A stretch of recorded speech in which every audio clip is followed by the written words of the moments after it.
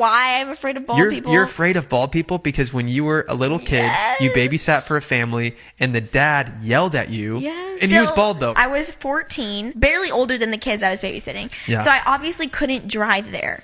And so I was babysitting for this girl who was very, very well behaved. Yeah. And they told me her bedtime. It was getting close to that time. And I was like, hey, do you want to go to bed? She's like, yeah. She was very sweet. And so I trusted everything she said. She's like, oh. And I was like, okay, I'm going to turn the lights off. She said, oh, my parents let me read in bed sometimes. But as long as I'm in bed by my bedtime, they're okay with it. And so I was like, that checks out with me. Like, that seems right. And so I shut the door, the lights on. The parents get home. And the dad's like, why isn't she asleep? And he's like all mad at me. And I'm like, I'm so sorry. And I didn't want to get her in trouble. So I was just getting all flustered. And he was pretty angry and it scared me. And then the worst part is that obviously I couldn't drive. So he had to drive me home.